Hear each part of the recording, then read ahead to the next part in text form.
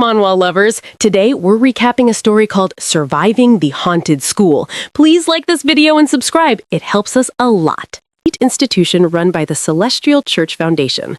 Every year, they produce top-tier students, and this is because of their strict rules, rigid discipline, and perfect order. Everything is neat and controlled, but still, something feels wrong. Something does not fit. Every day, rumors move quietly among the students. Some say a student council member once carried out a creepy ritual that went terribly wrong. On the anonymous board, students pour out gossip and half-told stories. To outsiders, it all sounds like nonsense mixed with small bits of truth, but no one really knows what is hiding between those whispers. This young, new student decided to take it upon herself to uncover every hidden truth. She made a promise to save whoever it is that is calling out for her help. Melody Hastings works as a general maid in a village about an hour's carriage ride down a winding, deserted road. It is a small, quiet countryside place called Chesswood Village, and among the modest homes, one single mansion stands tall. That is where she works. The rest of the staff are all elderly, so once it's nap time for the old folks, Melody is the only one left moving around, busy with work. While working that day, she noticed Madame Lynette had mixed everything up again, so she decided to arrange the eagle statue properly. The old woman has a strange habit of placing things upside down, literally. Although the work is tedious for a rural maid's life, Melody can't really complain. She gets paid enough to take care of her only family, her little brother. After their mother passed, it was just Melody and Raven left in this world. That was the moment she made a promise to herself that she would do whatever it takes for her little brother. Melody made lunch as usual, and the table was neatly set. Making meals every day was exhausting, especially when the people in the mansion barely ate anything. Still, it was her job, so she had to do it. As she worked, she paused and looked up at the sky. Her brother still had not returned. That could only mean one thing. He would be skipping coming home again during this break. She remembered the last letter he sent telling her to stop bothering him with letters. He was such a late-blooming teenager. Just then, a postman stopped at the gate and called out asking for Hastings. Melody quickly ran out and asked if he was looking for her madam. The man lifted his cap and said he had come to see her instead. He said, "I had no other reason to come all the way out here." The man was very handsome, so handsome that even her lady would agree. Melody wondered why someone like him would come to this quiet backwater town just to see her. Fear suddenly filled her heart. What if he was a scammer? The young man chuckled softly and said she wore her thoughts all over her face. He then took out a letter and explained that he was only there to drop it off. Melody felt relieved when she realized he had truly come to deliver a letter, but her relief quickly turned into shock. The letter was addressed to her. She stared at the name on it. It was from her brother, Raven. "Raven actually sent me a letter?" she asked in surprise. Then she jumped excitedly, saying it was clear that puberty was finally over. She opened the letter immediately and began to read. Her face slowly changed, leaving her frozen with shock. "Melody, I know you've been waiting for my letter, but I didn't want to write to you. You knew, didn't you, about who you really are? Why did you lie to me and send only me to that school? Were you planning to dump me once I got a decent job, then go back to your real family?" As she read, she could clearly imagine her brother's face. He wrote that he was dying little by little at the school, and that one day he might truly die. If that happened, it would be all her fault. He ended the letter by saying she had better come and see him at school because he would be waiting. Melody could not believe any of it. She was too shocked to understand what she had just read. Why would her brother, Raven, write a letter filled with so much dislike? The words felt cold and strange, nothing like him. Immediately after she finished reading, the delivery man told her he would return another time to collect her reply. Then he left. Melody spent the entire day in deep misery. Her mind would not rest. Why would Raven write something like this? And more importantly, was the letter truly from him? She kept asking herself if she should really go to the school. Before Melody could even think of what to write back, later that night, a visitor arrived with terrible news. Her brother had passed away. She held Raven's funeral alone. Standing before his grave, she cried until her body felt weak. In the graveyard, she suddenly heard her brother's voice calling out to her, telling her that he was still alive and that she had to keep living. Shocked, she turned toward the sound, but there was no one there. The place was empty. No soul stood around her. Melody wondered why such a painful thing had happened to her and to Raven. As she stood there, her black veil lifted from her face and flew into the air while she watched helplessly. If we were noble siblings, would this case have been properly investigated? She wondered. With a heavy heart, she finally made her mind to go to the school herself. After their mother passed away, it was Raven who pulled her back from the edge of despair. He always told her that he was still there for her as her family. He begged her to stop grieving and to take care of him. Because of that, Melody worked tirelessly to earn money and send him to school. She could not stop now. Melody packed her belongings and prepared to leave the mansion. Going to Raven's school and finding out what truly happened was the only thing this pathetic sister could do for her little brother. The moment Melody opened the door, she saw a young man standing outside. She blinked and asked who it was. "Hello again, Miss Hastings," he said. Her heart skipped. It was the same young man who had brought her brother's letter before he died. He told her he was not there with a letter today, but with a proposal. Melody turned away at once, saying she was not interested because she was busy. But the young man calmly told her not to worry because he knew what she was planning and he could help her get into the school. Melody froze when she heard that. She turned sharply and asked how he knew where she was going. He smiled and said he was a student there. Then he added that he was not just any student, he was the student council president. Melody was left speechless. After a moment, she told him they would talk about it on the way, but first she had to go say goodbye to Madame Lynette and the head maid. The young man suddenly stopped her. He said he had been meaning to ask her something for a long time. What exactly had she been doing in this mansion? Melody looked at him in confusion and told him she was a maid in the mansion, so it was only right to inform her employers before leaving. "No, that's not what I mean," he said slowly.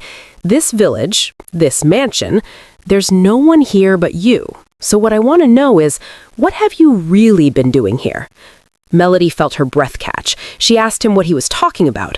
No one here. What about her employers? Her mind raced as fear crept into her chest. If there was no one here, then who had she been serving all this time? And what is really going on here? Let's find out. Melody asked what he meant by that. She told herself to calm down because this man could be a con artist. There was no way the president of a prestigious school would come all the way to a rural town like this. "Excuse me, Mr. Postman," she began, but he interrupted her at once. He said he had not told her his name yet. He took off his cap with a smile and asked her to call him Eglington. Melody called him by his name and asked if he thought she would be frightened by something like that. Eglington then asked if she thought he was lying. Melody replied that no one would believe him after hearing such a story. After all, there were plenty of people in this town, even children. "Yes, about those townspeople," he said calmly. "They never walk around during the day, do they?" As Melody tried to walk away, she suddenly paused. Eglington continued, asking if she had ever seen them eat. Has an outsider ever visited before? Has she ever received a reply from outside the town?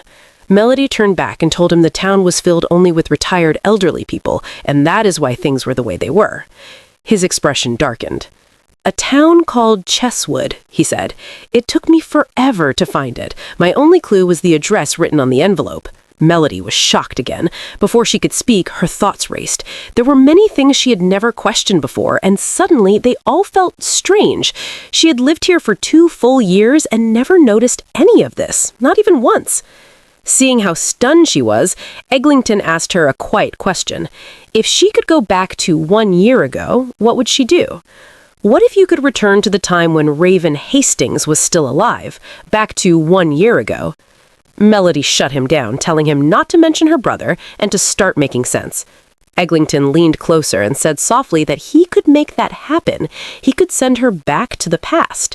In exchange, she would promise to attend St. Gloria Private Academy once she returned to 1 year ago. Melody said nothing. Her heart pounded as she thought about a time when her brother was still alive, a time when she might be able to save him, her only brother. Maybe she could finally find out why he died and stop it from happening. She finally spoke, telling Eglinton she did not believe him, not about the town and not about going back in time. But if it was all a lie and he was only playing with her pain, then she would never forgive him. She said this with a very serious face. Eglinton was surprised by the sight of her, but he smiled and said his past self would be different and would not recognize her. She should be careful because he might be a jerk. He reached out his hand and warned her that the moment she returned to the past, the entities in this town would know she had changed. She would have to avoid them and leave the town immediately. Melody felt a chill run through her body. He added that she must never let them find out she was leaving. Out of fear and curiosity, she asked what would happen if they did find out. Eglinton sighed. "Then you have to pray to God," he said quietly, "and beg him to make your death as painless as possible." He told her there was not much time left. So, was she going back or not? Melody stared at his outstretched hand. Her expression hardened. Then she grabbed it tightly. Eglinton told her he would see her again in the past. The continental calendar changed, and they were back to August 27th, 1902. At St. Gloria Private Academy, Eglinton sat by the window feeling something strange. He wondered what it could be. Miston noticed and called out, "What's wrong?" Eglinton shook his head. "It's nothing. I just feel strange," he replied. Eglinton was, indeed, the council president. Miston frowned. "You never say anything. No one ever knows what you're thinking," he said, then asked if Eglinton had seen the report. "I did," Eglinton replied calmly. "Everything is well organized." Miston read aloud from the report. "The ruined village of Chesswood. Great topic." Then he turned to the president. "I request that my partner, Raven Hastings, be changed. I can't work with a commoner." Eglinton's expression darkened. "Mind your tone," he said firmly. Miston quickly changed the subject. "But why are we even investigating this? It's an external matter, isn't it?" Eglinton shook his head. "It's not external. It's connected to the school. It's a ghost story that's become quite famous." On the table, images from the report were spread out. One showed Melody Hastings working in a yard. Eglinton studied the picture closely. Miston leaned forward. "Is this about the cemetery of the forgotten on the mountain behind the school?" Eglinton's voice dropped, cold and serious. "No one involved with that town survives. Not a single soul." Meanwhile, on the other side, Melody was in the kitchen when her name was loudly called from behind, startling her as she came back to consciousness. She looked around, thinking to herself, she was just outside a moment ago, so how was she now in the kitchen and in broad daylight? Could it really mean she had gone back in time? Her expression was full of shock. Again, she heard her name and got frightened. Turning around, she saw Madame Lynette. Melody forced a smile and explained that she had just been lost in thought for a moment. Madame Lynette returned the smile. "If you're not feeling well, you should take some rest today," she said kindly. Melody hesitated but agreed to go rest. Yet, as she turned to leave, she remembered Eglinton asking if she had ever seen any of them eat. Her expression froze. Madame Lynette noticed and called out, her gaze intense. "Is something wrong? At this point, my heart is racing. I feel so scared for her." She reminded herself of Eglinton's warning. They would realize she had changed, so she needed to act natural. She smiled and said, "I'm in the middle of preparing dinner, so I'll just finish that first and then rest." Madame Lynette stayed quiet. Melody, unsure, asked again if something was wrong. Finally, Madame smiled warmly. "My sweet Melody, even if it isn't you, there are others who can prepare my meals," she said, touching her head gently. "Now go rest." Watching her smile like that, Melody had no choice but to agree and leave immediately.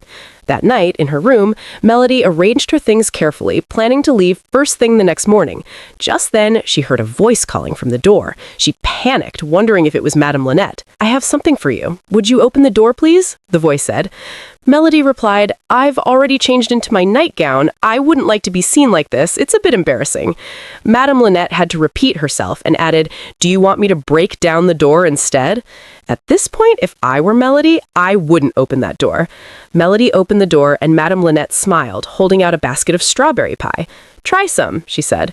Melody thought to herself, strawberries were out of season, and smiled, thanking Madame. "Would you like to come in and have some with me?" she asked. Madame Lynette said no, she's full. "I don't have an appetite." Melody took the basket, saying she'd remember next time since she hadn't known. Madame smiled. "It was fun making it because it's for you." She insisted Melody take a bite. "Do you mean right now?" Melody asked. She had planned to keep it safe and eat it the next day, but Madame insisted, saying she wanted to know if it suited her taste. Melody promised she would eat it when she woke up the next day. Then Madame Lynette stepped closer. Her face looked strange, almost frightening. "Why won't you eat it now?" she asked. The expression on her face was abnormal, unnatural. Melody's heart raced. "Are you all right?" she called out. But Madame began muttering strange words that seemed to speak of Melody dying. She repeated them over and over, her eyes fixed only on Melody. Terrified, Melody kept asking, "What's wrong?" Suddenly, Madame stopped and left, giving the excuse of going to the bathroom. Melody was still scared. "Is your throat all right?" she asked, but Madame gave no reply and didn't even turn back. Melody stood frozen, shocked. This isn't normal at all, she thought. She considered running away right then, but remembered Eglinton's warning not to leave immediately after returning because it would be dangerous. With no choice, she went back to her room. She resolved to follow the instructions. Tomorrow morning, during everyone's nap, she would leave the village immediately without being caught. She told herself to stay as calm as possible for Raven's sake. The next morning, Melody woke up immediately and noticed the cake was rotten and smelled like blood. She wondered if this was really the same cake from yesterday. Instantly, she knew she had to get out of here today. When she looked into the mirror, she noticed a strange star on her face and wondered why it had suddenly appeared. Then she remembered Eglinton saying she would see a mark on her face that would enable her to see what others could not. She realized what it was, but didn't have time to think about it further. She opened her door and grabbed a bucket of red paint to mark the mansion's gate with an X before leaving, just as Eglinton had instructed, because ghosts could not perceive red markings. Melody finished marking, then hid her luggage in the grass, thinking to herself, now they can't know I'm trying to escape. All she had to do now was wait until nap time, when everyone would fall asleep. Melody went back into the mansion, and the other servants greeted her warmly. "How are you feeling?" they asked. She replied happily, saying she would do her best as usual. But when she looked up, she noticed their expressions had changed. They were scary, muttering the same words about killing her, just like Madame Lynette last night. Melody forced herself to stay calm, thinking carefully about every piece of advice Eglinton had given her. The thought of saving her brother helped her remain composed. She smiled and said, "It's summer break, and I'll be going to see my little brother to clear my head." The servants' expressions softened instantly. They smiled again and said they were jealous of her closeness with her brother. They asked her to send her regards, and Melody promised she would. Then she asked where Madame Lynette was. Just then, Madame hugged her from behind. "I heard everything," she said. "My sweet Melody, you're still young, and yet you work so hard to protect your brother." Melody turned with a faint smile. Madame Lynette's expression changed instantly. "Do you still want to run away?" she asked. Eglinton had told her that no one should know she was trying to escape. If they did, she must act like them as much as possible. He also said she had to tell 5 people in the village that she was leaving, not escaping. If she failed, then there was a door with red paint that she should open, because that was where her journey would truly begin. Melody remembered all of this at once. Madame had just asked if she still wanted to escape. Melody knew her next move now. She had to blend in with them, naturally. Melody turned to Madame Lynette and spoke in a backwards statement, asking her to let her go. Immediately, Madame reacted and released her. Melody knew she still had one more person to tell before leaving. But to her shock, the servants and Madame began moving backward, repeating the same words over and over. "Gone, is it?" Melody wondered why they were searching for her when she was standing right there in front of them. Did speaking backward really work, she thought? She remembered the student council president telling her to act like them in moments like this. So if she walked backward too, maybe they would continue not to recognize her. As she moved outside, she saw the mansion gate marked with red paint. She wondered if she could escape through it. Just then, she heard a cat meowing. She turned and saw a black cat with blue eyes staring at her. She wondered what a cat she had never seen before was doing here, or if it was also part of the urban legend. Suddenly, the cat ran off. The air around her felt strange, as if the cat was telling her to follow it. But then she hesitated. What if this is a trap?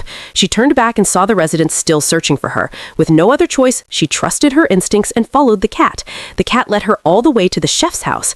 Melody wondered why it had brought her here when the residents were clearly stationed at the entrance gate. The cat appeared again, and this time her luggage was with it. At that moment, she realized it was trying to help her. She wanted to think it out loud, but couldn't, at least not until she got through this. When she turned to the other side, she saw some residents gathered around a table, eating in a way that reminded her of animals. She wondered what they were eating. They were all people she had known, people she had used to converse with on normal days. Everyone had been kind to her back then, but now it seemed they were all ghosts. If they weren't human, how had she not realized it until now? She noticed they were speaking backward, just like the others, and wondered if they were talking about her. Melody decided to walk backwards so they wouldn't notice her. But as she did, she began understanding their words. "Did everyone hear? Melody disappeared this morning," one said. Another replied, calling her poor child, asking if she had gone somewhere else.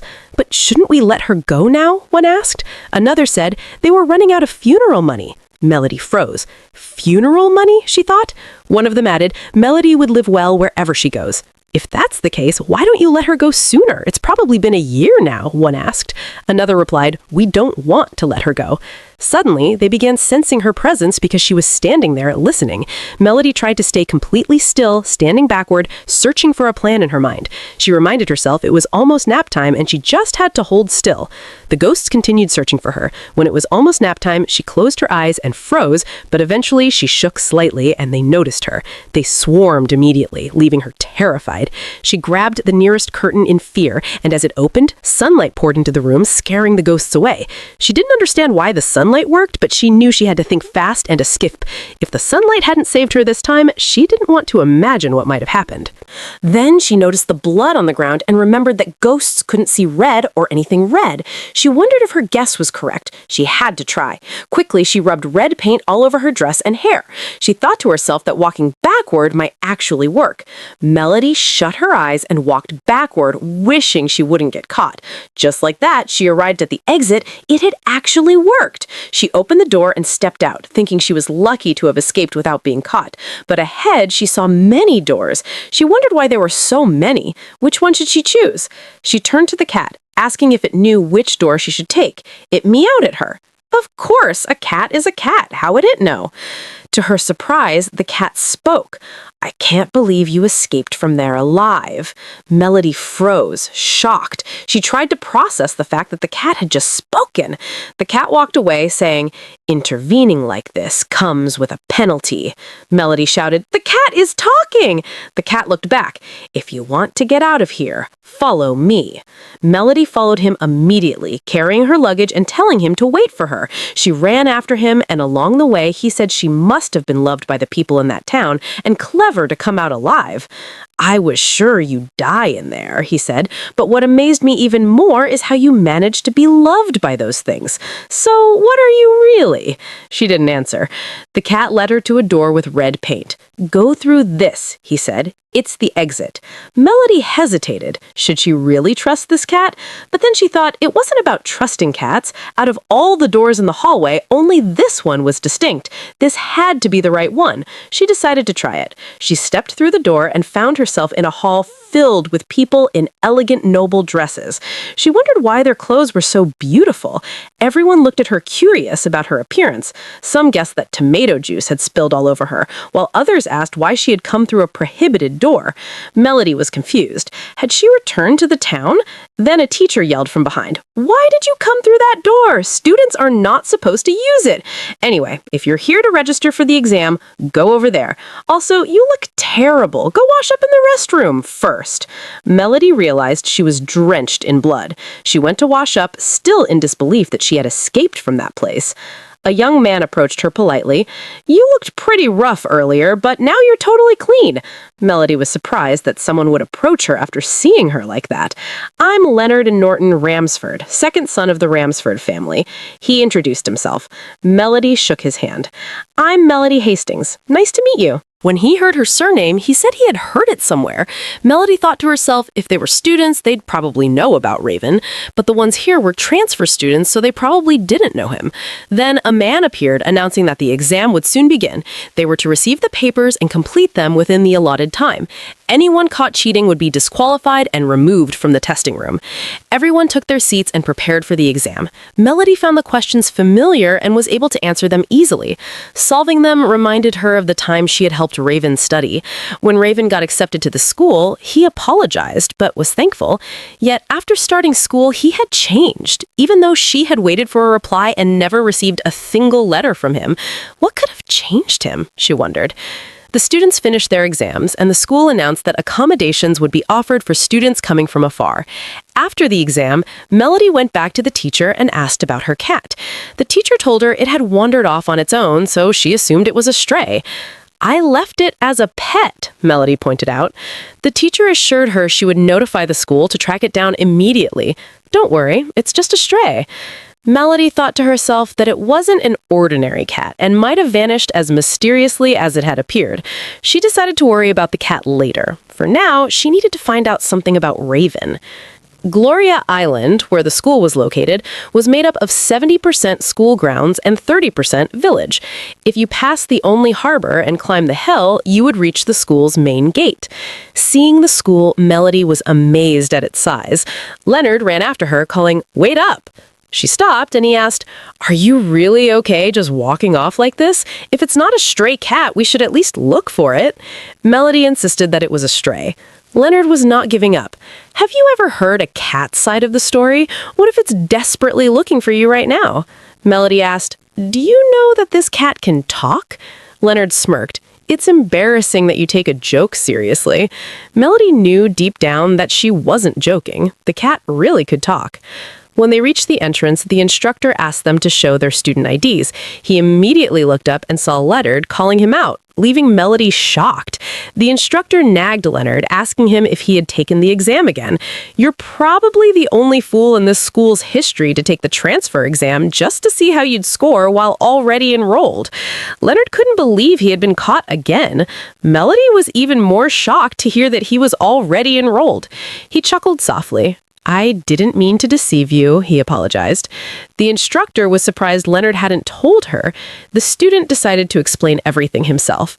"He's a second-year student here, a member of the Disciplinary Committee, and he's got a trashy personality that earned him the nickname Canard."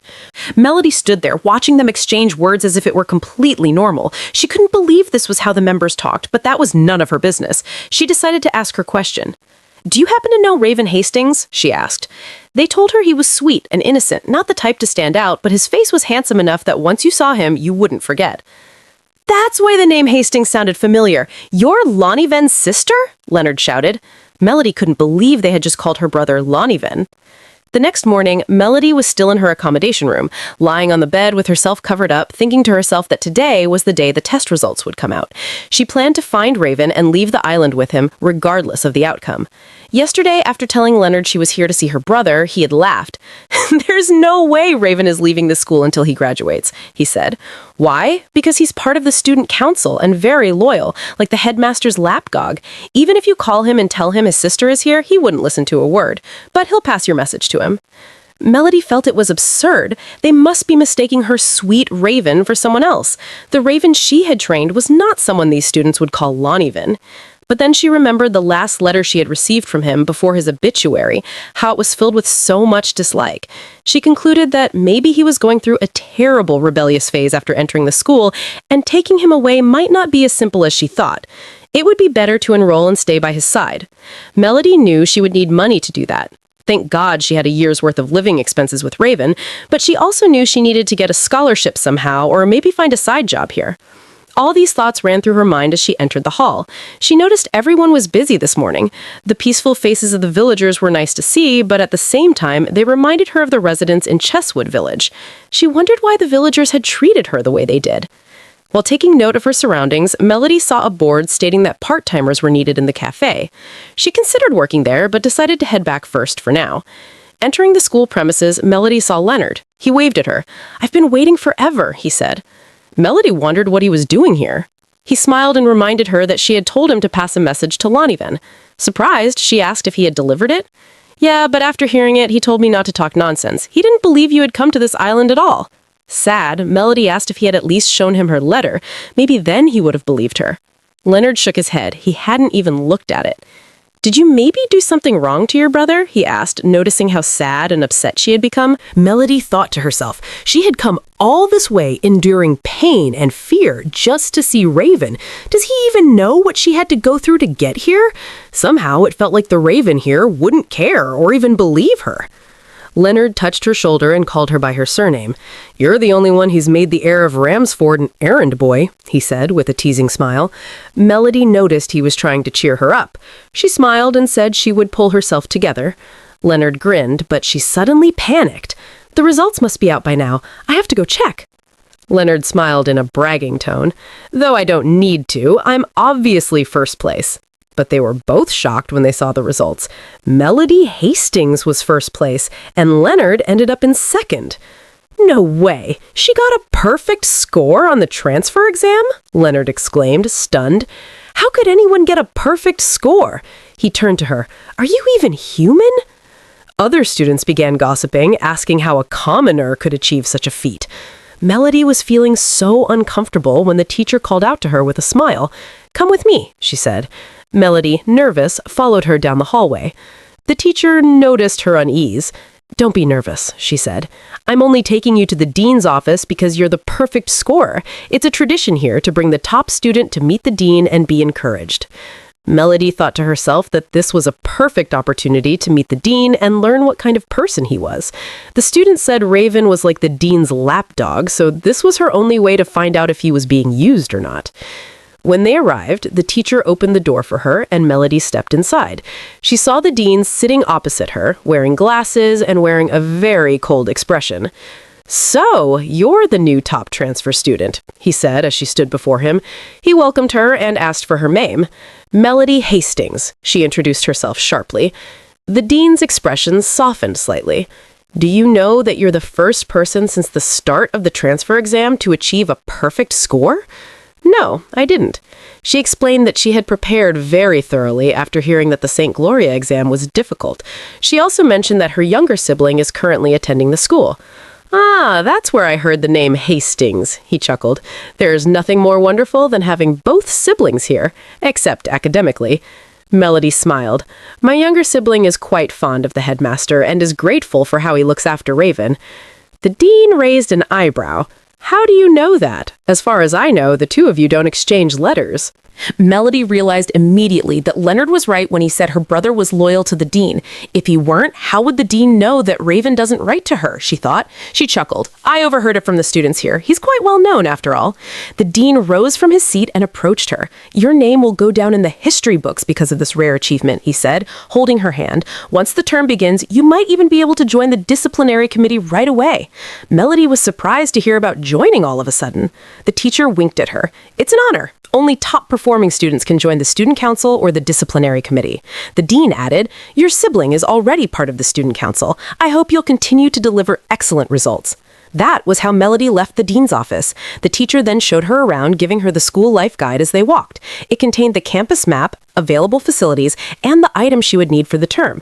Items like school bags, uniforms, and books were provided free of charge. Melody thought it made sense, considering that students wouldn't leave the campus for 4 years. The teacher smiled warmly and asked, by chance, are you good at singing? I'm the music teacher and oversee the choir. Our soprano section is vacant right now. Melody smiled shyly. I'm actually tone deaf. The teacher was shocked. How can that be when your name is Melody? People don't always live up to their names, Melody replied. The teacher immediately apologized, agreeing with her sadly. Then she asked, do you know that our school is run by the Celestial Church Foundation? Of course she knows that. Who wouldn't? St. Gloria Private Academy, named after the national hero Sister Gloria, naturally held a prestigious reputation. Anyone who knew the origin of the school would understand that. The standard curriculum included theology classes, and all students attended Mass every weekend. The teacher also explained to Melody that the student council and disciplinary committee advisors were priests who also led theology classes. Melody thanked the teacher for explaining everything thoroughly and for helping her get settled into the dorm. The teacher smiled warmly. We do this for all our top students. students, she said, waving at Melody before leaving, and I haven't given up on getting you into the Sopranos class yet. Melody wondered if she would still say that after hearing her sing. She knew she had to move her things from the temporary lodging to her dormitory. After packing, she checked the time. It was 9 o'clock. She thought to herself that it was getting late, so she would just see Raven tomorrow instead. But then she wondered if he would even agree to meet her. She tried to stop herself from thinking negatively. The main reason she was here was to see him, so she had to. Just then, a black cat meowed. She turned, surprised. There was a cat here. It was definitely not the one from Chesswood. This one had yellow eyes. She picked it up for a closer look, speaking softly. "I'm leaving soon. Will you come with me?" The cat meowed again. She held it in her arms, then glanced at her watch. The time had changed to 3 o'clock. Did she misread it earlier, she wondered? She carried the cat along with her luggage and searched for room 512, her dorm. When she arrived, the cat jumped out of her arms. Melody took out her keys and opened the door. The cat walked in before her, and she immediately noticed a girl sitting inside. She had a roommate, of course, since she was a first-year student. Melody approached the girl, who had long black hair, and introduced herself. "Hi, we'll be roommates." The girl immediately shut her book and said, "No matter how much time changes, commoners these days just don't know their place." Another obstacle to deal with, poor Melody. I hope she won't have a hard time with this girl. Besides, the girl looked and talked like that black cat from Chesswood. Surprised, Melody asked, "How did you instantly know she knows she's a commoner? Nobles can detect all kinds of weird things, huh?" The girl went speechless, looked away, and faced back to her book. "Don't unpack your things until the semester starts," she said. "Half-baked commoners like you won't survive long here. You look like the type to withdraw after a week." Melody was stunned at her boldness. Are all nobles really like this, she thought? But then she reminded herself, Leonard isn't like that. Melody reached out her hand for a handshake, and the girl couldn't believe she actually expected her to shake hands with a commoner. The cat meowed, emerging from behind, and the girl was instantly captivated by it. Trying not to show her excitement, she covered half of her face with her book and watched Melody pat the cat. Trying to sound normal, she asked Melody if she had named it. Melody replied that she hadn't. The girl hid her happy expression behind the book and suggested, "Name it Elizabeth. Elizabeth is cute and elegant." Melody shook her head. "Elizabeth sounds outdated. I prefer Blackie." The girl yelled, standing up. "How could you give such an uncultured name to such a cute little creature?" She patted the cat's head.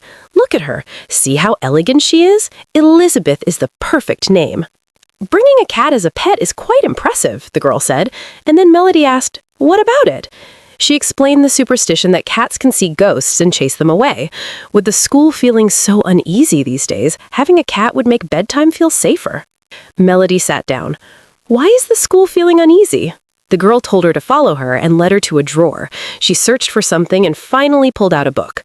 "Look at this," she said, opening it for both of them to see. In the book was a student's account of strange happenings in the dorm elevator after 9 p.m., the curfew time when everyone should stay in their rooms to avoid danger. "How did you get a clip from 2 months ago?" Melody asked.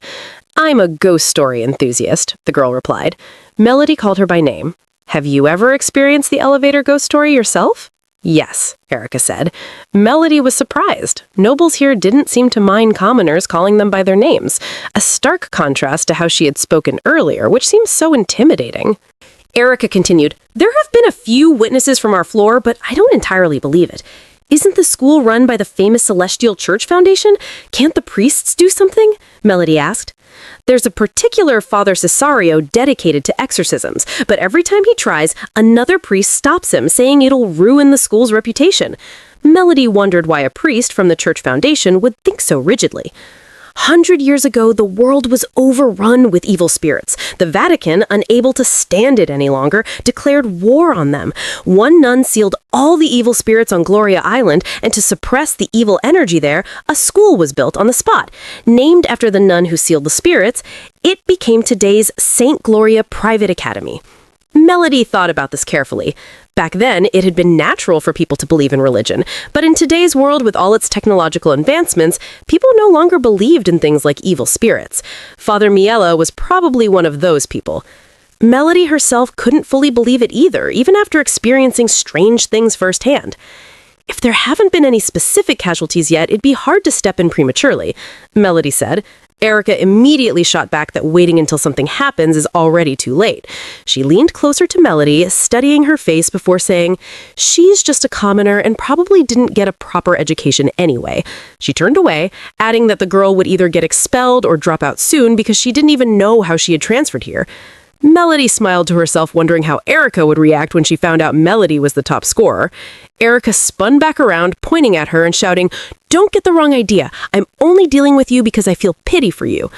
"I'm going to bed, so unpack or do whatever you want," Erica said, before leaving Melody feeling a wave of relief.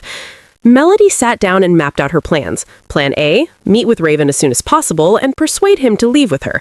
Plan B, stay here and protect him.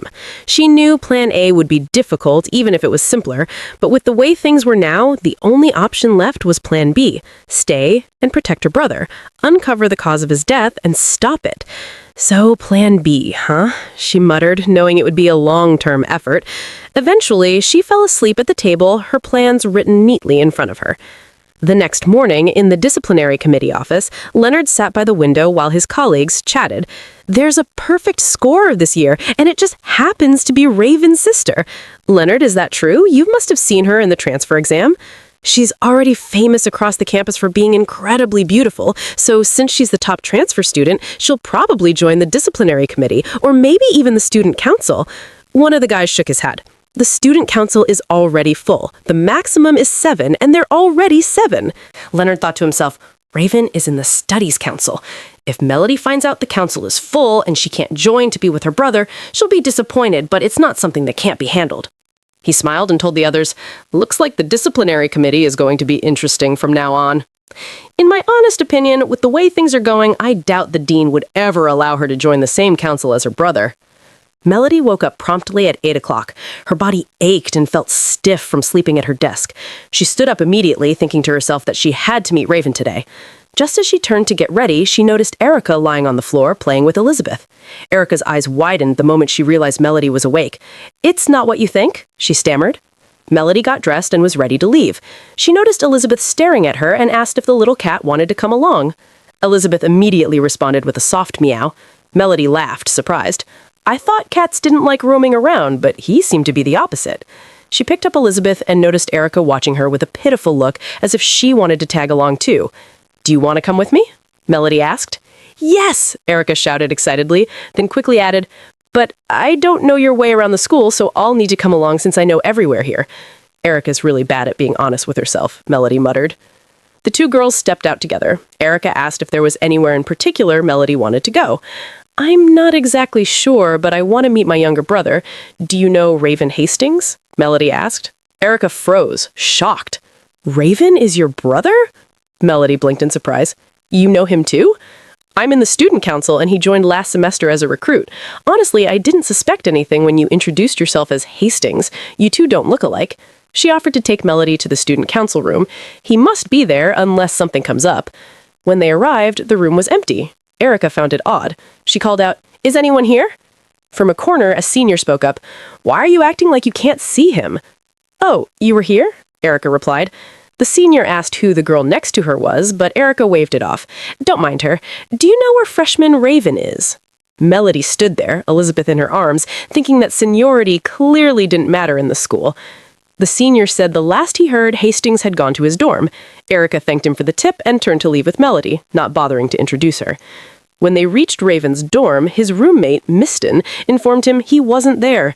"I'm his roommate, and that jerk trashed the room before disappearing into thin air," he complained. Then he looked at Melody and said, "If you find him, tell him to come back and clean this mess." Melody was taken aback. He was speaking to her as if he already knew she was Raven's sister. Erica asked if Melody knew him before now, but she shook her head. This was actually their first meeting. Miston was surprised to hear her say that, but shrugged it off. "They should try somewhere else. Maybe he's at the gym," he suggested. Erica and Melody went to the gym, but he wasn't there either. Melody wondered if Raven had already talked to his roommate about her, which might explain why Miston spoke to her so casually. She wasn't sure if that was a good thing. Then they noticed a ball bouncing on the floor, as if someone had just been there. "We came because he said he'd be in the gym, but he's not here. Judging by the ball, it looks like he was here a moment ago," Erica said. Melody's heart skipped a beat. Are you thinking what I'm thinking? Do you think Raven is avoiding me? Erica quickly said, It's possible. Melody sighed. She thinks so too. This is really bad. If Raven keeps avoiding her like this, even Plan B won't work. She'll have to come up with another plan. Maybe it's time to meet with the council president. Don't you think so? She then turned to Erica with a small smile and asked if Raven seemed okay at school. Erica said she hadn't really spoken with him, so she couldn't tell what kind of person he was. She added that a stone probably knew him better. Melody asked who a stone was, and Erica reminded her that he was Raven's roommate, the one they saw earlier. She explained that the two of them were famous around the school for always clashing. Melody looked confused and asked why they were enemies, but Erica admitted she hadn't paid attention to the details either. Still, Melody thanked her anyway, though she looked a little sad. She thought to herself that if she kept missing Raven like this, then there was no point chasing him around anymore. Without finding him, neither Plan A nor Plan B would work. There has to be another way, she concluded. Just then, an idea crossed her mind. The student council. She remembered him saying that this year he probably wouldn't recognize her, but now it felt like he was the only lead she had left. Melody turned to Erica and asked if she knew what grade and class the student council president was in. Third year, Class S. Why are you asking? Erica asked. Melody explained that since Raven was on the council, she figured the president might know him well. Erica reminded her that when they went to the council room earlier, it was empty, so maybe the president wasn't around today. She suggested they stop by after school, saying he would definitely be there then. Melody checked the time and sighed. She said she would love to come, but she was out of time because she still needed to pick up her textbook and uniform. The two of them turned to leave, and Erica offered to walk her to the main office building again. At this rate, I think cute Melody had just gained her first friend. When they reached the academy office, the teacher from the day before was at the front desk. She happily called out to Miss Hastings. Melody rushed over, and the teacher warmly held her hands, asking if she had finally taken an interest in soprano. Melody quickly replied that she hadn't. She explained that she was there to collect her textbook and uniform instead.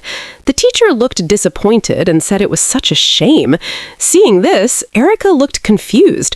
She turned to Melody in surprise and asked if she was joining the choir. Melody immediately shook her head and said no, explaining that she had heard she would have to join the Disciplinary Committee. What? The Disciplinary Committee? Erica asked, reminding her that only students with top grades could get into it. The teacher immediately spoke up with pride, saying Miss Hastings was joining because she achieved a high score. Not only that, she had gotten a perfect score on the transfer exam. Melody blinked in surprise. Somehow, the teacher looked even prouder than she did. Erica stared at her in shock. It's surprising enough to hear someone got a perfect score on the transfer exam, Erica said, eyes wide. But to think it was you? I knew she'd be this surprised if she found out. The teacher said sadly that although Miss Hastings had said she wasn't interested, the disciplinary committee wasn't technically a club. Because of that, it was strongly advised that she still join at least one club. She urged Melody to think about it again. After filling out the form, Melody called out to the teacher, but she had already gotten carried away talking about how beautiful Melody would look while singing. She said she could already picture it clearly in her mind. Eventually, she handed over the textbook and uniform, and even as Melody was leaving, she reminded her once more to reconsider joining the choir. Melody smiled politely, said she would think about it, and then left. Outside, Melody asked Erica if she had joined any other clubs besides the student council. Erica replied that it was optional, so she didn't see any reason to join. She even added that one of the perks of being a top student was that you didn't have to bother joining clubs or doing extra activities. Erica then smiled and said she would grant Melody another privilege as a top student. From now on, you have my permission to hang out with me, she declared. Melody looked surprised. Erica went on to say that if Melody stayed with her, she would personally look after Elizabeth, feed her, and even play with her. She asked Melody what she thought of such a tremendous honor. It was actually so funny, she already did all of that. Melody thought for a moment, then said that if Erica agreed to call her cat Blackie instead of Elizabeth, she would accept the honor and hang out with her. Erica's face lit up, and she excitedly said she had wanted to call her Blackie from the very beginning. Erica is so desperate to have her as a friend already that she even agreed to call Elizabeth Blackie. They continued walking, and Erica proudly announced that Melody had officially earned the privilege of her company. She said she would now tell her a little about the school. Melody listened, thinking to herself that Erica was quite scatterbrained. Erica explained that the one place Melody needed to be most careful about was the old Johannes Castle. Early morning, September 1st, year 902, the first day of the second semester. Inside his room, Estone stood deep in thought. Something had been bothering him. No matter how he looked at it, Melody looked exactly like the girl from that photo. He had also overheard people saying she was Raven's sister. Just then, the door opened and Raven walked in. Estone clenched his fist. Raven was fully dressed, his suitcase by his side. Estone asked if he was heading out already. "Is it because of your sister?" he asked. Raven stopped. Estone raised his voice, saying Raven had been doing this since yesterday. He demanded to know why he kept avoiding his sister. Raven replied calmly that he wasn't avoiding anyone. Estone coldly told him that there wasn't a single person in the school who didn't know his sister was looking for him. There was no way he could claim he didn't know. Raven finally admitted that he was avoiding her because it was hard to maintain his image when she was around. "What image?" Estone snapped. "Since when did you have an image?" Raven reminded him that everyone already called him crazy. Estone scoffed and said that he really was crazy. Raven shouted at him to stop talking as if they were close enough for that.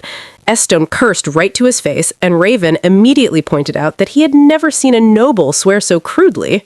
Estone quickly tried to cover it up, saying that all nobles swore these days because times were changing. Raven replied that Estone was the only noble who was changing. Estone froze in shock. He then agreed, warning Raven not to ever tell his brother. If word got back to his father, he would be completely ruined. "Let's just drop it here," Raven said coldly, slamming the door shut behind him. Estone stood there, lost in thought. Raven was worried about his image, forgetting that he didn't get the nickname Crazen for no reason. He walked around with his uniform buttoned all the way up to his neck, even on hot days. Not only that, he hated any form of physical contact, along with a pile of other odd behaviors. All of it was what earned him the name Crazen. Estone knew Raven wanted to keep up a good image, especially in front of his sister, but for someone trying to do that, his behavior these days felt unnatural. Every morning, Raven went out early and always told him that if anyone came looking for him, Estone should deny seeing him that day. Estone let out a sigh and muttered to himself that it was none of his business. Stepping outside, Estone overheard a group of students talking about an accident that happened in the girls' dormitory. He immediately asked what happened from behind, and the students turned to look at him. They told him that a girl had gotten caught in the elevator doors the night before. Estone was shocked when he heard that. He remembered that last semester there had been rumors about a ghost story involving the girls' dorm elevator. The students in front of him pointed to the bulletin board where the ghost story about the elevator was posted. They wondered aloud if the story might actually be true. Estone frowned to himself. He had already forgotten about that ghost story since nothing else had happened for a long time, but now it was starting to sound like it might be real, after all. Meanwhile, Melody was being led to her classroom by a teacher. She froze when the teacher told her they had arrived at the old Johannes Castle. Melody thought to herself that this was the same side of the school Erica had warned her about yesterday. As they walked through the hallway, the teacher explained that there were other transfer students who had earned second and third place after Melody, but they had suddenly withdrawn due to personal reasons. That meant Melody was the only transfer student this year. That's strange. Why would two top students withdraw and leave only her? That's suspicious. The teacher continued, explaining that transfer students were usually placed in classes with open spots. That was why they were always brought to the old Johannes Castle. Melody, curious, asked why Class F always had vacancies. The teacher replied that at St. Gloria Private Academy, classes were divided by academic rank at the beginning of each school year. The order was S, A, B, C, and D classes. However, Class F was an exception. Students in Class F were all in the arts and physical education track, regardless of their academic performance. In conclusion, all transfer students were placed into Class F. I must say, something about this Class F feels off. The teacher explained that transfer students were reevaluated after their first year and then assigned to new classes based on their performance. She told Melody that she was very likely to be placed in Class S by next year. Melody tightened her grip on the box in her hands. She thought to herself that she needed to be out of this academy before then. Her goal hadn't changed. She needed to get Raven out of this place before summer arrived. That was the only way she could stop him from dying, unless she failed to find out the real reason behind his death. The teacher unlocked the classroom door and opened it with excitement, greeting everyone cheerfully from the doorway. Melody couldn't help thinking that this teacher was far more upbeat than she had expected. "You've all heard the rumors, right?" the teacher said as they entered, reminding the class that they had a new transfer student joining them. Melody glanced around and quietly mumbled to herself. No one was paying attention to her, which felt strange since everyone had been gossiping about her lately. Looking at the students more closely, she felt that something was off. The atmosphere didn't feel right. The teacher asked her to introduce herself to the class. Noticing that Melody was lost in thought, she called her name again, snapping her back to her senses. Melody smiled and introduced herself, saying it was nice to meet everyone. She smiled warmly and said she hoped they could all get along. Almost immediately, the students began murmuring among themselves. Some couldn't believe she was Raven's sister because she looked so cheerful. Others whispered about how she showed up for the transfer exam covered in blood. In the end, they agreed they should be careful around her. After all, she was the crazy Raven's sister, and showing up on the first day covered in either tomato juice or blood was definitely strange. At the back of the classroom, Leonard sighed as he listened to them say all sorts of things. He suddenly kicked a chair in anger, and the entire room froze. The students wondered why Leo was acting strange again. The teacher at the front was already fed up with them. Melody's eyes widened in surprise when she noticed him. She wondered why he was in this class. She could have sworn he had been placed in Class S, but instead he was in Class F. She couldn't believe he was in the arts class. Just then, Leo called out to the teacher with a smile, saying that the seat next to Wellington was empty and that the transfer student could sit there. The teacher agreed and told Melody to take that seat while she went to get some materials. As Melody walked toward her desk, she felt awkward with all eyes fixed on her. She knew right away that she needed to keep a low profile. It would be better for Raven if she stayed under the radar. Looking at the desk beside her, she thought her desk mate must be Wellington. Glancing at the boy sleeping next to her, she wondered what kind of person he was. Suddenly, her eyes widened in shock when she noticed smoke rising from his body. She stood up at once and reached out to touch the smoke, but it vanished instantly. She wondered if she had imagined it. Her body accidentally brushed against Wellington's, and he opened his eyes immediately. Without realizing someone was standing over him, he stood up suddenly and hit his head against Melody's face while calling out to the teacher. Everyone gasped, especially Leo. Melody staggered back, blood flowing from her nose. She held it in disbelief, unbelieving she had a nosebleed. "Melody, you're bleeding! Are you okay?" Leo shouted from his seat. Wellington turned to her right away, apologizing and asking if she was all right. He stood up quickly and asked her to give him a second as he searched his pockets. He pulled out a handkerchief and gently placed it on her nose, saying it would stop the bleeding. Leo watched in surprise as Melody thanked him. "By the way," Wellington added casually, "is your name Melon Nosebleed? It's a pretty unique name." Wait, did he just add nosebleed to her name? Melody couldn't help thinking to herself if he was still half asleep. Holding the handkerchief, she told him the bell had already rung, so the teacher should be back soon. He leaned closer to her face, saying she was bleeding badly and she'd probably see the nurse. Leo immediately asked if she needed help, but Melody turned to him and said she was fine and could wait a little longer. Before she could say anything else, Leo suddenly appeared in front of her, blocking Wellington. He apologized quickly and grabbed her by the waist. Before she could react, he lifted her onto his shoulder. Melody shouted his name, telling him to wait, completely confused about what he was doing. While carrying her, Leo said he was taking her straight to the nurse's office. Before leaving, he asked Wellington to explain everything to the teacher. Wellington sat back down and watched them leave. Just as Leo had asked, he told the teacher that they had gone to the nurse's office when she returned. First day of class drama indeed. As they walked through the hallway, Melody urged Leo to put her down, but he refused, telling her to hold on a little longer. She complained that it was uncomfortable and that he was doing too much over a simple nosebleed. Leo asked if he should put her down or not, then suddenly added that he could get her there faster this way, so she should stay still. Melody told him that with the way he was carrying her, the blood was flowing backward and her condition might get worse at this rate. Hearing that, Leo immediately put her down. He smiled and told her that the nurse's office was on the first floor. Before she could react, he grabbed her hand. Melody mumbled to herself that it wasn't like she was going to run away, so there was no need to hold her hand. Still, she followed him, clutching the handkerchief. She thought to herself that it felt a bit chilly, then brushed it off, thinking it was probably because the school was old. Just then, her eyes caught something strange, a snowy, living-looking stuff. She stopped and asked what it was. Leo asked what she was talking about, and she pointed at it, asking if he really couldn't see it. "Can't you see it?" she asked. "That white thing on top of your head." Leo narrowed his eyes, then suddenly grabbed her arm and dragged her along. He said she must have hit her head too because she was clearly talking nonsense. At this point, this school is really filled with mysteries. The moment they entered the nurse's office, Leo shouted that a kid had hit her head and she was acting a little foolish. Melody protested, saying it was rude to call her foolish when she was clearly smarter than him. Leo replied that he knew, then pointed out that it looked like the nurse wasn't around. He asked her to sit down, and she did. He gently removed the handkerchief and leaned in to take a closer look, saying it seems the bleeding had already stopped. Melody reminded him that she had said they should wait a bit longer and that they didn't need to come all the way to the nurse's office. Leo glanced at her and smiled, explaining that he was only worried about her. He said the bleeding hadn't stopped for a while, so he thought it would be better for a nurse to properly check on her. He asked if she was upset with him, but Melody shook her head and said that wasn't it. She smiled and explained that she bled longer than usual because it was the wrong timing, and that he was just worrying too much. She thanked him for caring, but told him he didn't need to go that far next time. Leo sighed and said that if she said so, then fine.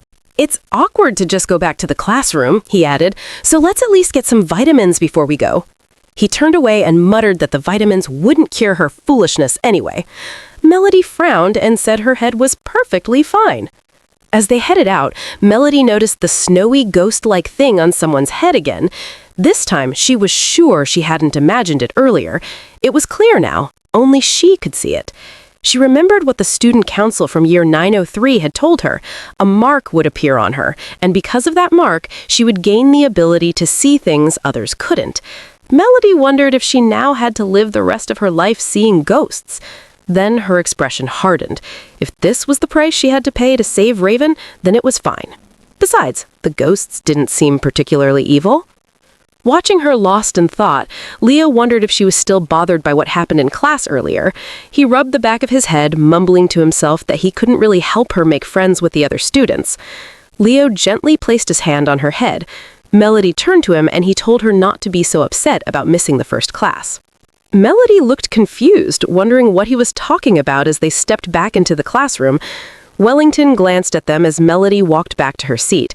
She wondered why Leo had sounded like that earlier. Was he worried about her? "You're back," Wellington said. Melody smiled and thanked him again for the handkerchief. Wellington introduced himself properly, and she did the same.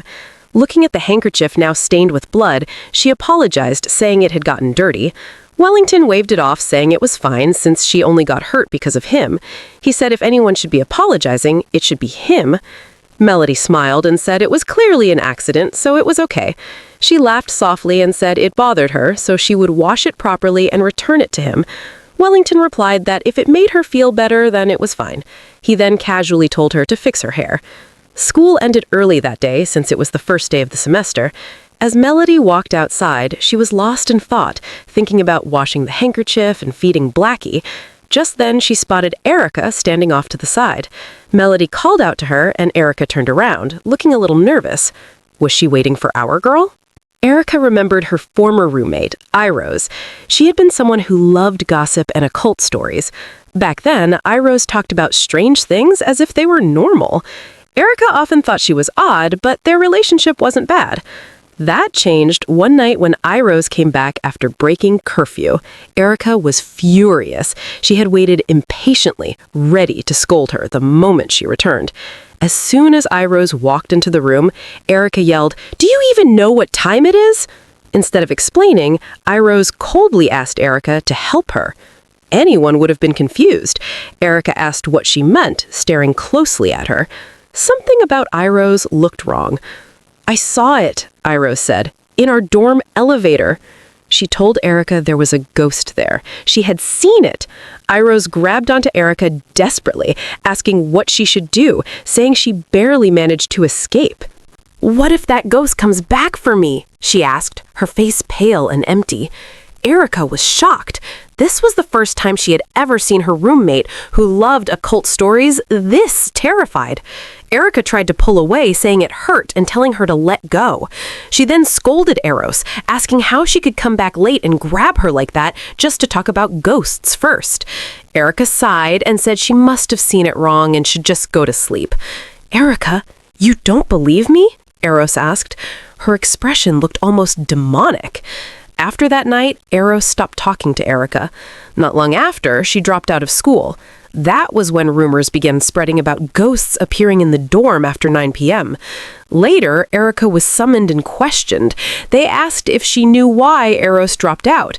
They had heard that Eros asked her for help and that Erica ignored her, which must have been the reason. But Erica didn't respond to anyone. Instead, her eyes were fixed on a paper in front of her. Written on it was a date, June 18th, year 902, connected to reports of a ghost appearing in the elevator. It was the same day Eros ever turned in terror. Erica denied knowing anything. Even now, she still wondered if she had done the right thing by staying silent back then. Erica snapped back to reality when Melody spoke to her. Seeing how lost Erica looked, Melody asked if she was all right. Erica quickly lied, saying she had tripped earlier. She then suggested they walk back to the dorm together, asking if she was heading there too. Why did it feel like she had been waiting for Melody before getting lost in memories from months ago? Melody could tell that something was strange. She wondered if something suspicious had happened. "If you're not coming, then I'm going," Erica said suddenly. Melody quickly followed her, asking her to wait up. As they entered the dorm, a sharp voice suddenly spoke up, addressing Erica. "Lady Queensberry, it's been a while." This red-haired girl and her gang really looked like a bunch of bullies. "It really has been a while, Lady Crow," one of the girls said mockingly. Another immediately scolded her playfully, saying she was going too far by calling the heir of Count Queensberry Lady Crow.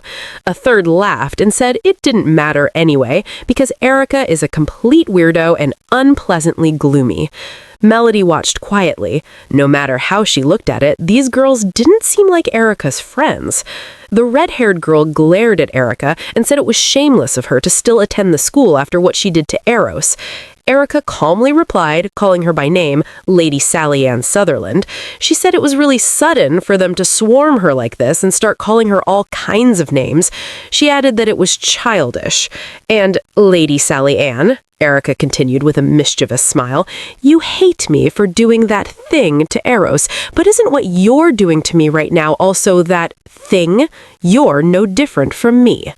Watching this, Melody immediately realized that Erica was the type to isolate the world, not someone who could easily be isolated. She wasn't sure whether to feel relieved or not. Still, she wondered what they meant by that thing. Even if Erica was often misunderstood, she didn't seem like the type to do that kind of thing. Maybe they had it wrong. Sally suddenly chuckled and turned her attention to Melody, asking who the girl beside Erica was. She mocked her, asking if she was here to take Lady Eros's place. "Young lady," Sally said coldly, "let me give you a piece of advice. Lady Queensberry might be acting kind to you right now, but she's not a very nice person. You won't even know when she'll do that thing to you, just like she did to Eros." Erica stayed silent and watched. She gently told Melody not to mind her. When Melody didn't respond, the girls started yelling, asking if her ears were closed and why she wasn't answering. Melody calmly spoke up, saying, of course her ears were open. After all, there wasn't even a way to close one's ears. Erica burst into laughter from the side as Melody added that it seemed Sally could open and close her own ears whenever she liked. Up on the stair gallery, Blackie was watching the situation quietly. Erica muttered to herself that she was sure that one hit the mark.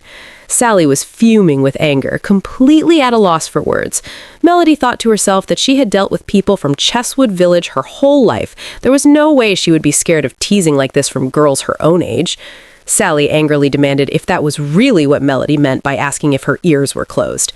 Just then, another voice called out, "Lady Sutherland!" A girl appeared with piles of packages stacked so high they covered her face. She couldn't even see where she was going. She said, "I bought everything you mentioned from the village. Where should I put them?" All eyes turned toward her. Melody immediately felt uneasy. Carrying that much luggage like that looked dangerous. They tried to warn Lady Lumiere, telling her there was a statue in front of her and that she should move to the other side. Erica quickly grabbed Melody's arm and whispered that they should leave now. She told her not to waste time talking to bad people, or she would end up becoming like them. Before they could move far, Lumiere slipped. The luggage flew from her hands, crashing into the statue. The statue began to fall. Someone shouted Erica's name, warning her that it was falling in her direction. Before anyone could react, Melody rushed forward. She reached Erica and pushed her aside, taking the impact herself. Both girls fell to the ground as the statue crashed down and shattered into pieces. Melody lay still, not moving. Erica screamed, telling someone to go get help. Everything felt dizzy. As Melody lay there, she saw Blackie standing a short distance away, staring at her. The ghostly snow-like thing clung tightly to him. When she focused on her cat, she noticed his eyes had changed color. One of the girls ran off to get a doctor. Lady Sally stood frozen in place, her face pale with fear. The surrounding students began murmuring, saying it looked like the accident was Lady Sutherland's fault. Voices rose, blaming her for what had happened. That serves her right. At least now she should know how it feels to be blamed by others. The students went on and on about Sutherland causing this because she hated Lady Queensberry. Sally Sutherland shouted immediately, saying it was an accident and that she'd make sure to talk with Lady Lumiere. Erica glared at Sally angrily, calling out to her, but Melody spoke up immediately, saying she was fine. "How can you say that? You're literally bleeding from your nose again," Erica yelled, asking what she meant by she's okay. Melody told her she was feeling dizzy. "Of course you'd feel dizzy. Look at all this blood," Erica shouted. The cat left immediately, and Melody was surprised to hear she was bleeding so much. "My lady," Sally called out sadly, shedding tears and apologizing. Melody couldn't believe she was actually crying. Erica yelled that she could give a proper apology once Melody was safe and sound. Melody got worried and asked Erica if she was dying. Erica only told her she was worried because her nosebleed hadn't stopped. Melody felt like she couldn't breathe as Erica stuffed the handkerchief into her nose. Immediately, someone made an entrance, saying he had heard that the statue had collapsed. Erica was still scolding Sally, asking how she'd make up for all this, when the council president showed up. "It looks like something serious happened. Can I help?" he asked. Erica called out to Senior Eglantine, and he told them it seems her lady had lost a lot of blood. Melody only glanced in surprise. He leaned closer, saying they needed to get her to the hospital quickly. Melody thought to herself, "He's the school council president, and I never thought I'd run into him here. Does he remember that we met a year ago? I can't really tell from his expression, but there's no way he would." Erica asked her senior to please help her take Melody to the hospital, and he agreed. Looking into Melody's eyes, he asked her to excuse him for a moment, and before she knew it, he lifted her up into his arms. Melody being carried out is becoming a thing in the school today. She thought to herself, "This is embarrassing," and that was how they left that gathering. The ghosts followed them as they hurried. Melody thought, "This is literally the second time I'm getting hurt today, and both times the bleeding doesn't seem like it'll stop. Could it be that coming back to the past made her weaker?" As they rushed, Erica kept asking Melody if she was okay, but Melody couldn't respond as she was slowly passing out and Erica's voice went farther away. When she woke up, she found herself in the hospital bed and immediately rose. The black talking cat was in front of her, asking if she was finally awake. Looking at its eyes, she knew it wasn't Blackie. "What exactly are you?" she asked. The cat said, "That's not what's important right now." "Are you saying there's something more important than who you are?" she asked. The cat told her to look behind her. When Melody turned and looked, she saw the ghostly creatures filling the window. She was surprised.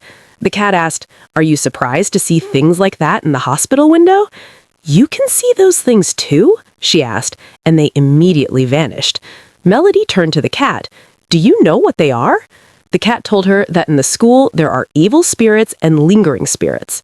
"Evil spirits and lingering spirits?" she asked. He reminded her that she had seen lingering spirits back in Chesswood Town. The ones that harm humans are evil spirits, while lingering ones don't. Melody looked confused. "I still don't understand what you're trying to say. If that's the case, why isn't the school doing anything about it?" The cat told her that if she hadn't gone through what she did in Chesswood, there's no way she would have believed in evil spirits either. Melody clenched the bed, thinking to herself, in an age like this, where science is so advanced, talking about evil or lingering spirits, most people would probably just think it's nothing. She asked the cat again who it was, how it knew all these things, how it could talk when it's a cat, and if she could even trust it. The cat smiled. I'll tell you who I am when you solve this ghost story, because he needs to be able to trust her too. A ghost story? She asked. That's right, it said. A ghost story is a phenomenon caused by lingering spirits or evil spirits. She sighed. I never knew ghost stories were real. I just thought they were tales people made up. But now I'm beginning to realize that's not the case. Melody asked Blackie why it hadn't solved the whole thing all this while. The cat stretched. There's nothing a cat like me can do. Well, I guess you have a point, she admitted. The cat told her that since last semester, someone had been intentionally causing these ghost stories. He called out to Melody, asking her to help him so they could seal these evil spirits. Me? She asked, surprised. Yes, he said. You can see them just like me. Unless it's a special situation, normal people can't see them. That's why the stories spread little by little as ghost stories. Do you understand now why you have to help me? He asked. She said, not at all. He told her she needed to help even though her friends and she could be in danger. Melody told him she just wanted to get her brother and get out of here. Your younger brother, Raven Hastings? The cat asked, smiling. There's no way Raven is leaving the school until graduation, so you should give up the idea of trying to take him with you. Melody shockingly asked, how do you even know that? The cat jumped out. Who knows? Don't you think he must have been brainwashed by someone? He asked. Melody was shocked to hear that. I know Raven's behavior isn't ordinary. A boy who didn't like to see his sister crying just doesn't care anymore? It's really strange. Before leaving, the cat told her that if she could help him, he'd tell her more about it because nothing in this world is free. Melody sighed. That's not something a cat should be saying. If you can tell me about Raven, what do you want me to do? She asked fiercely. Melody got out of the hospital room and went downstairs with Blackie, and immediately Erica showed up, asking if she was all right. She chuckled, saying the doctor said she was fine, handing her bag back. Melody told the doctor said there was no need to come all the way here next time for such minor injuries. The nurse could handle it. Erica yelled, "What kind of thing is it for the doctor to call it minor when it's literally an accident?" The two walked down together, and Melody suddenly asked, "If I told you there are ghosts in our school, would you believe me?"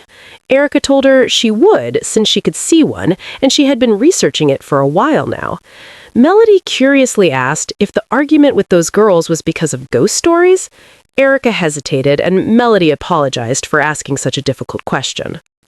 Just then, Melody remembered what the cat told her to do. That's solving the elevator ghost story in the girls' dormitory. It enlightened her about the letter on the bulletin that had been there for almost a year. Melody asked, "Why me? Why didn't the others solve it since everyone is talking about it?" The cat touched her hand. "I'm not sure yet. I honestly thought you wouldn't be able to escape that Chesswood town, but you did. So," he smiled, "I'm counting on you." Melody sighed. "He doesn't have to count on me." The cat told her they should meet at 9 p.m. tonight in the girls' dormitory elevator.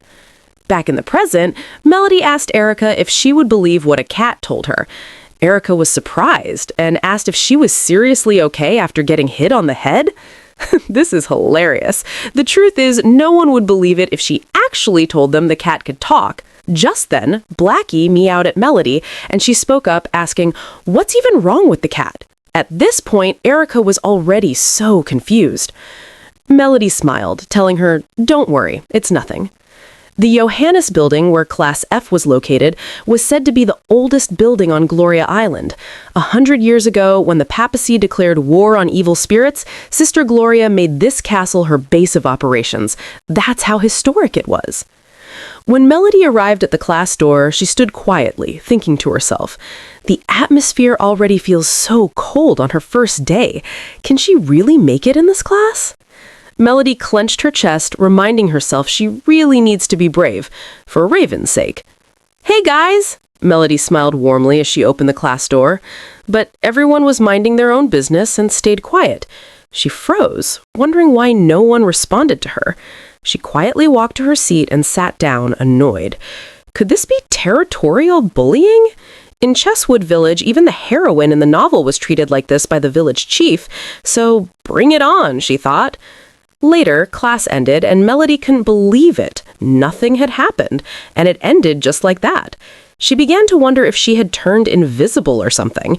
They weren't bullying her, they were literally ignoring her. She left the class sulking and then came across Leo. He called out to her and she asked, surprised, "Were you waiting for me? Is this where the bullying starts?" she added, leaving Leo confused. He smiled and explained, "You're in the Disciplinary Committee, so today is their first meeting. Father Michaela asked me to bring you after school. That's why I was waiting." Melody was surprised to hear him say, "Father Michaela?" While walking together, she asked who that was, and he explained, "He's the advisor of the Disciplinary Committee." Leo glanced at her and added, "Father Michaela really doesn't like the student council, so it's best not to be seen being friends with them." Melody was shocked to hear that. Oops, too late. She already made friends with one of them, and that's Erica. She thought to herself, Raven, Erica, and even the council president are all part of the student council. This is really bad. Melody instantly told him, "I want to quit the disciplinary committee." Leo asked, "Is it because of your brother?" He reassured her, "It's fine. The head of the committee also has a sibling in the student council." She sighed, thinking how awkward that must be. They arrived at the annex building and Leo explained to her that it was their disciplinary committee room. Melody's eyes widened when she saw a man standing across the room, blindfolded. "You're late," he said, then asked Leonard to go take a seat before calling the new student, Melody, to come forward. Melody stepped forth as instructed and suddenly glanced at the man, wondering how he recognized her when both his eyes were covered. Father Michaela introduced her to the others, explaining that they already knew she was the one who scored the perfect score and that she was now their final new member. He asked her to go ahead and introduce herself. Melody smiled excitedly and said it was nice to meet them before introducing herself properly. One of the students glanced at her and suddenly spoke up saying, "She looks totally clueless right now." Father Michaela asked Leonard if he had explained everything about the committee to her, and he chuckled, saying he had. Meanwhile, Melody knew deep down that he hadn't. She sighed. Then her eyes caught the guy who had spoken before. Looking at his name tag, she realized he was a fourth-year student named Weston C. Lauderdale. She immediately recalled that Raven's roommate's surname was also Lauderdale. She put the pieces together and remembered Leo saying the head of the committee had a sibling in the council. Her eyes widened as she realized this was the person he had mentioned. Father Michaela cleared his throat to catch Melody's attention. He faced her and said he'd explain again. Top students are assigned to either the disciplinary committee or the student council. But since the student council is full, you ended up here. He added that this spot was only open because someone had dropped out last semester. Melody mumbled to herself that she wasn't really planning on joining this committee in the first place. While Michaela was explaining, Melody got lost in her thoughts, wondering if she really had to do this. None of it had anything to do with Raven, so why should she be involved? Her attention was caught when Michaela mentioned that they were keeping an eye on the student council. The student council? She blurted out. Are they literally monitoring them? Father Michaela explained how Father Cesario always broke school rules, and Melody couldn't help thinking, what kind of student council is that? Then she thought to herself that this might actually be a good chance to meet Raven since he was a council member. The reason I called you all here today is because I got a tip that the student council is planning to break rules again, using ghost stories as an excuse, he said, and Melody was surprised to hear that. Leo raised his hand, saying he was the one who reported it because he had overheard Raven and Estone this morning saying they'd meet at the girls' dorm building by 9, even though it was clearly against school rules. Father Michaela slammed the table immediately. We'll catch them in the act, boost the disciplinary committee's reputation, and put the student council in their place. They're always the ones cleaning up the council's messes. Hearing all this, Melody thought of the time 9 p.m. and suddenly froze, realizing that it was the same time and place where she was supposed to talk to Blackie. She knew instantly that she needed to be careful. If anyone saw her talking to a cat, they might actually think she was crazy. Later that night, with the full moon shining in the sky, it was 8:30 p.m. Melody went down the stairs, remembering the plan Father Michaela had told them about. The female disciplinary committee members would hide in the girls' dormitory. When the student council broke curfew, they'd appear, catch them in the act, and give a signal to the rest of the committee to rush in and document the rule violation. It's crazy how the ones said to come are actually Estone and Raven, who have elder siblings in the Disciplinary Committee. Melody thought to herself that it was the plan, but immediately a girl called out to her. It was Kira, a first-year student in the Disciplinary Committee, who would perform this mission with her. Diana, a fourth-year student, was supposed to come along but was sick, so having just the two of them watching was actually for the best. Even though the committee members hated the council members, all Melody wanted was to meet her brother. She suggested they split up, telling Kira to take the entrance while she would stake out the lobby. Kira called out to her before leaving. "I want to ask you something," she said. Melody stopped and smiled. "What is it?" "Are you really Raven Hastings' sister?" she asked. Melody replied awkwardly, Yes, I am." Kira covered her mouth in amazement. "You're really different from him. I wouldn't have guessed it if it weren't for the name." Melody asked curiously how they were different, and Kira explained, "Raven is nicknamed Crazen because he's like a herbivore." Melody was surprised to hear that. She asked Kira if she knew how Raven got that nickname. Kira replied sadly, saying there were a lot of stories, but she would pick just one. She explained that when Raven first came to the school, some noble kids tried to bully him by telling him to bring him a super expensive fountain pen, something commoners couldn't get. The headmaster happened to use that exact brand, so Raven went directly to him and asked to borrow it, saying the nobles had told him to get it. This literally caused an uproar. The headmaster scolded the nobles for bullying a commoner, but after that, the bullying got worse. So Raven started the Students' Human Rights Union. Back then, students rallied and protested against the class system. In the end, the nobles who were involved in the bullying were suspended. Melly was surprised and smiled. He hadn't done anything wrong, and even the headmaster had stood up against class discrimination. Her little brother had also stood up for what was right. She concluded that he was really cool. Kira, watching Melody, could see that she was beaming just hearing about her brother. Melody thought to herself that now she understood why Raven followed the headmaster so closely.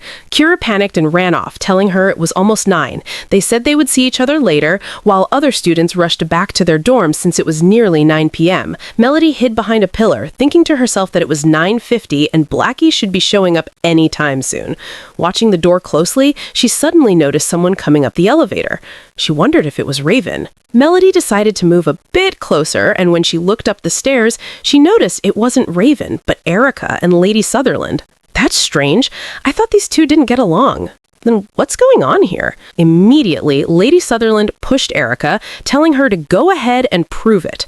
Erica asked what exactly she wanted her to prove. Lady Sutherland pointed at her angrily. "You should prove that it wasn't your fault that Air Rose dropped out of school." Melody wondered if they were talking about what had happened between Erica and Air Rose last semester. She also wondered why Raven and Blackie hadn't shown up yet. The ghosts swarmed around Melody at that moment, and one climbed onto her head. She shut her eyes, wondering what was going on. She didn't like this at all, but she had to pretend she didn't see them. Just then, Sutherland yelled, "I heard that Eros asked you for help and you ignored her. So yes, it's literally your fault that the poor girl dropped out." Erica went silent, and Melody didn't know what to do either. She just stood still. After much hesitation, Erica finally spoke up. "Eros told me she saw a ghost in the dorm building."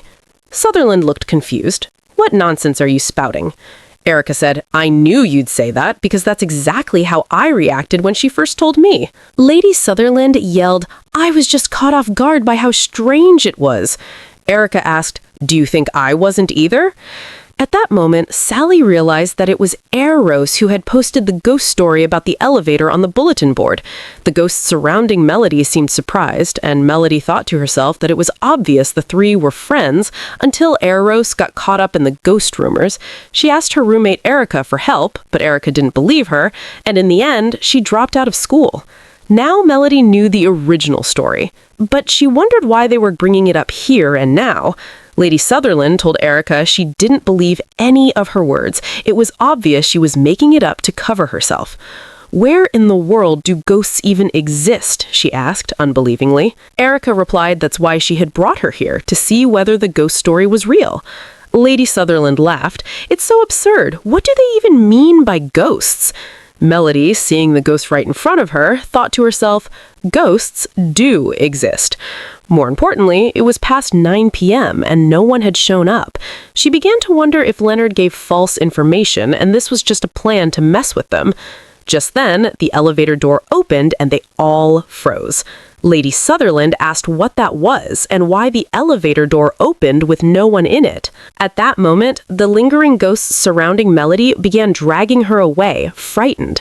She understood immediately. They were telling her to run. Melody knew instantly that something bad was about to happen. She tried to call out to Erica, but time froze. When time unfroze, they found themselves in the elevator with the door closed. Melody was so shocked she couldn't speak. They all glanced at each other in surprise. Erica asked, "When did we get in here?" She also asked how Melody had gotten there. Meanwhile, Sally tried to open the elevator door, but it wouldn't budge. She turned to them saying it was stuck, and now they could all see they were trapped. Sally tried forcing it open and shouting for help, but stopped when she realized it was useless.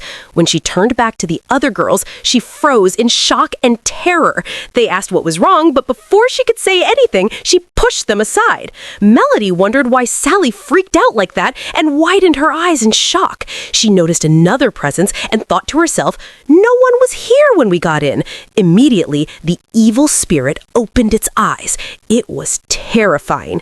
This is messed up horror. At least after this, the two girls will now believe in ghosts. This is where this part of the story ends. If you love this story and you want us to continue, please comment the protagonist's name, Melody.